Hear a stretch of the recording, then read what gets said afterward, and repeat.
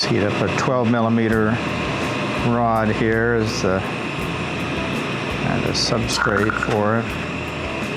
And what I'll do is I'll stripe some color on one edge of it and then fold it over on itself so we can trap that color inside the rod, and then once we get that all melted in, then we can twist it and it'll make it a kind of a twisty ribbon like effect here. So I'm just heating up about a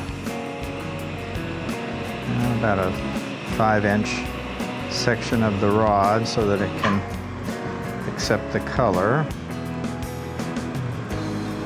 And I'll do take some cobalt blue and I'll stripe it on one side of this rod.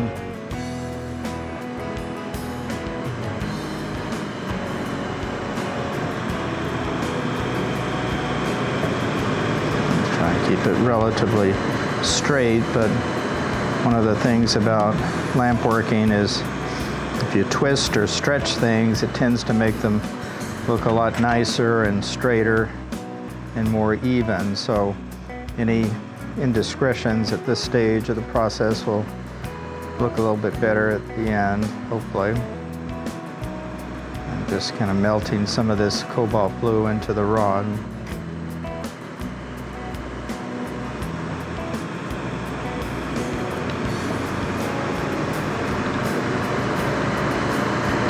Keep things relatively straight.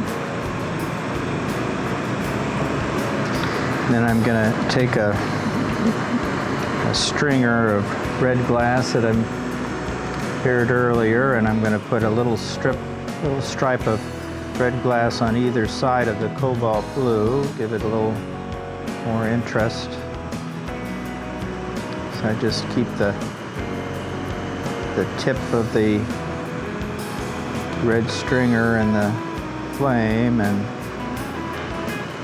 you work farther out in the flame so that you have a little more control over it. And so that puts a little strip of red glass on either side, and so once I get that all melted in, then I can fold the rod on itself.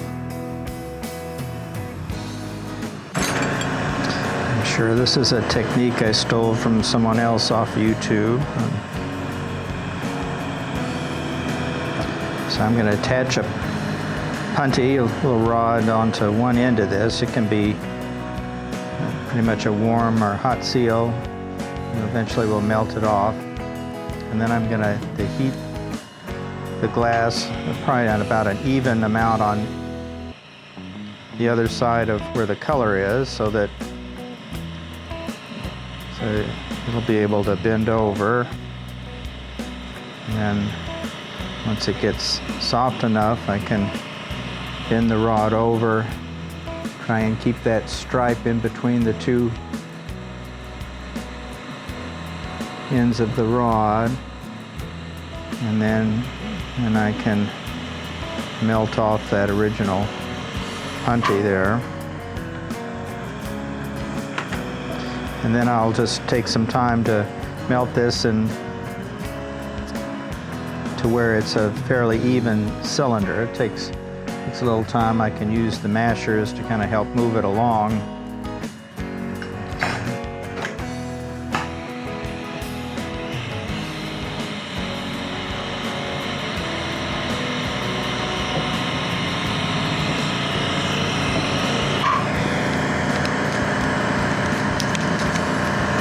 Still trying to keep it relatively straight in there. You can see the little stripe of color now kind of trapped in between the rods.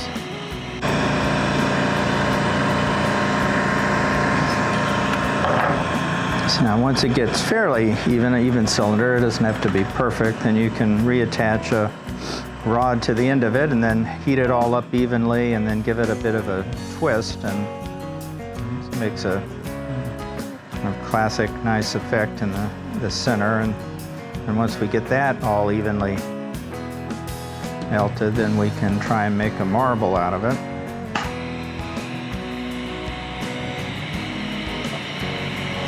So with the rod on it now, I can control it a little bit better. I can heat up this base that's a little bit narrow and try and thicken that up a little bit to match the rest of the rod here. And try and rotate each hand evenly so that it stays fairly straight. And it's not going to be perfect, at least when I do it, it's not going to be perfect.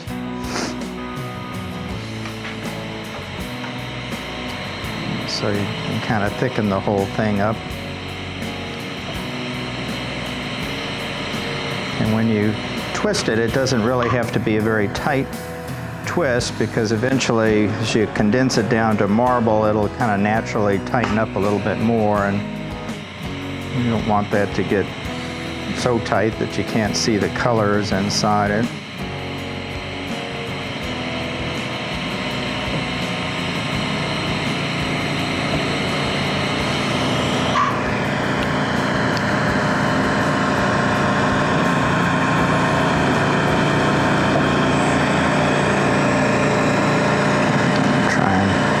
Smooth out this section a little bit more here.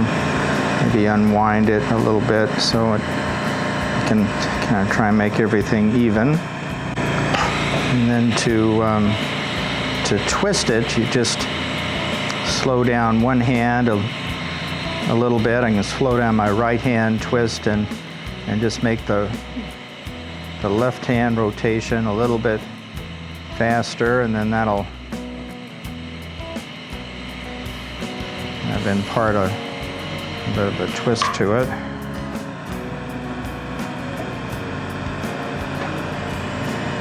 You kind of see it. It's looking pretty reasonable. So that's a reasonably tight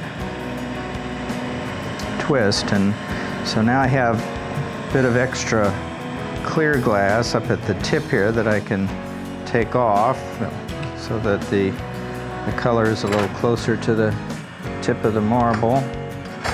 So for that I can take the diamond shears and heat up just the tip of that rod, and then I'll use these to kind of take off a little even bite right about where the color starts there.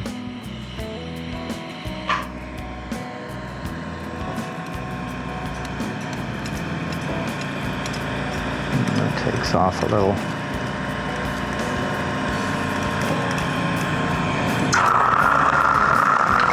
Bit of that. So now the color kind of ends right where the rod ends there.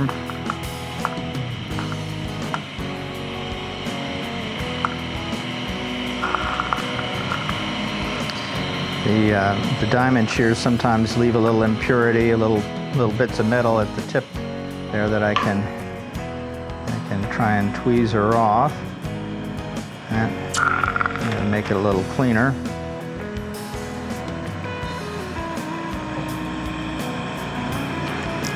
And then I'll condense it down to where the tip of it starts to look more spherical. If you just heat the glass up, it'll naturally pull into a little ball. You just have to be patient, try and rotate it evenly.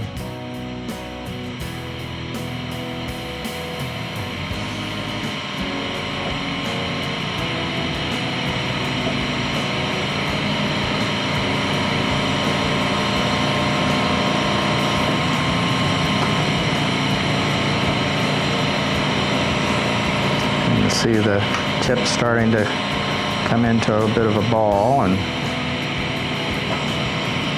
so with glass blowing, and particularly lamp working, you work on one side of a project, and then you put a puntee on that side, and then allows you to work on the other side, and keep going back and forth until you get it looking about like you want. Now you can take this paddle, has some cutouts in it that are half spheres, hemispheres, and then you can use those to roll the marble in to try and make the round shape fairly even and spherical. you kind of go from a larger one to smaller, and that leaves little marks on the glass that you can polish with the flame.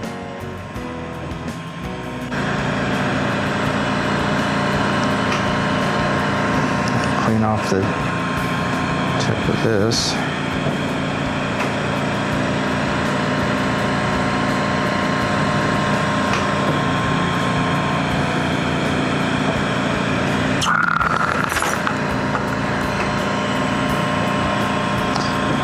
So for this time I'll make more of a cold seal, which is where I have one rod hot. This one I have in my right hand, I'm going to attach it to just a warm glass on the other side, just for a small attachment there. Try and keep it on axis, and then I'll be able to tap that off at the end. Now I'm going to cut the original rod off here, right where the color starts.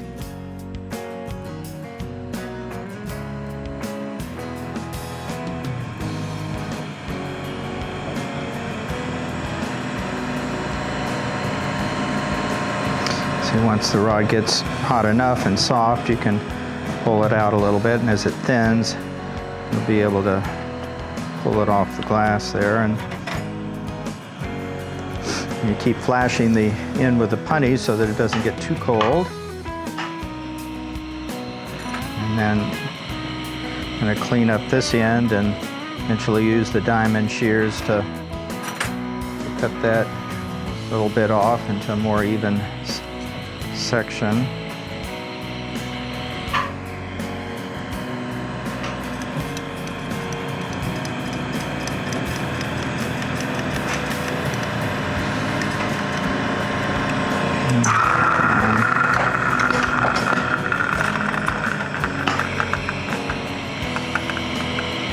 Again, we can clean some of the impurities off that edge.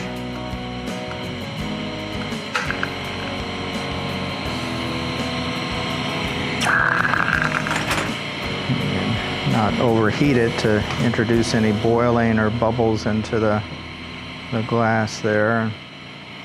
And you can use a smaller flame to just heat the shoulder of it first. Once it melts in a little bit more, it'll be less likely to boil when you use a stronger, bigger flame.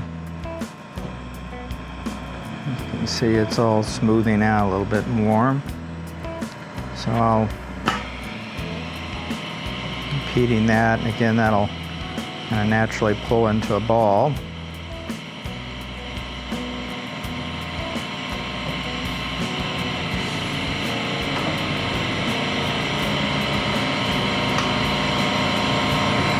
If you wanted to help it along a little bit with the mold, the marble mold, you can do that and speed things up.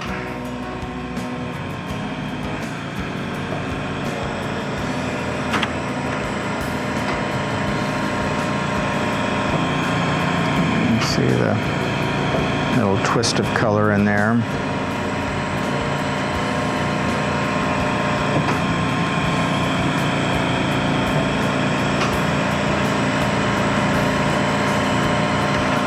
And you can keep using the marble mold to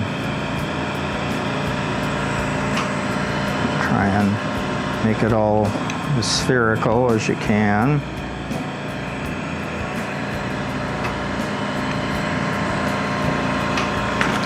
And then you can take as much time as you want it, however perfect you want it to look, to continue to put putties in different sections to kind of shape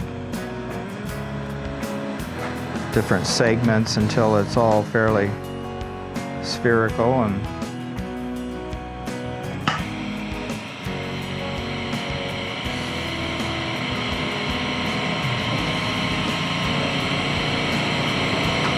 You can use the angle of the rod to either lengthen it out or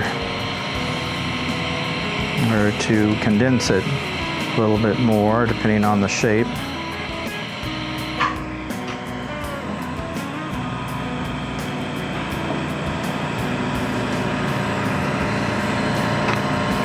make all different varieties of these marble molds, some that are just plain rings, but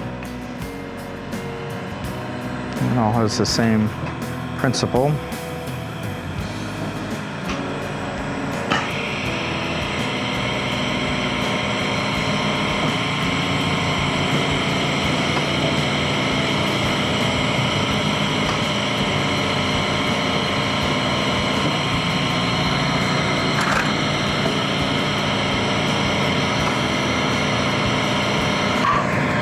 Once that side looks good, you can prepare another punty for that side. You can again smooth out the original edge.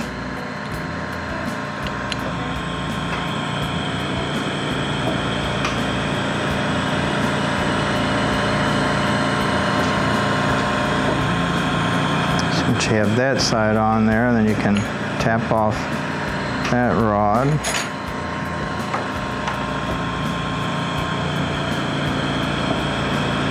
And then I can flame polish again this end just to make sure that's in a good shape. It's not looking too bad.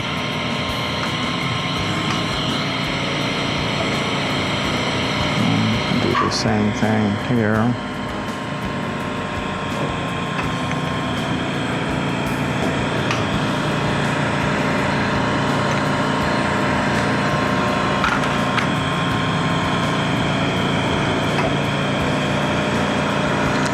And if you'd like, you can put a punty on one edge, a 90 degree to that, and do each side, but this is probably good enough for government work here.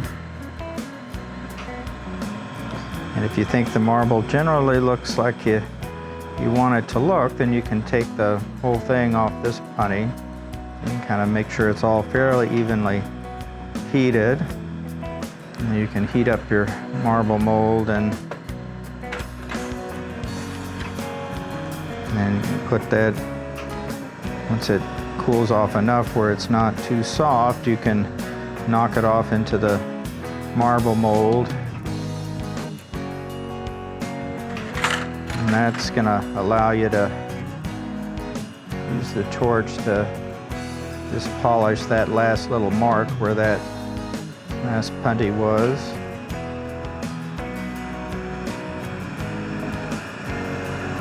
And you can do that from a couple of different angles.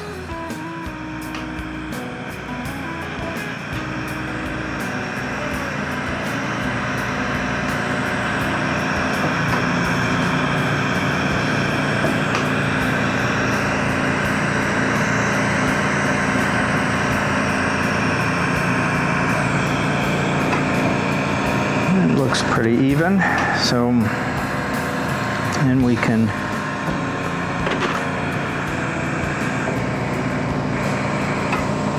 take the marble to let it cool a little bit, because if we put it in the kiln too soon, it'll flatten out. But once that orange color comes down a bit, then I can put that in the kiln, and then we'll let it anneal for a couple of hours and then slowly cool overnight, and we'll have our marble.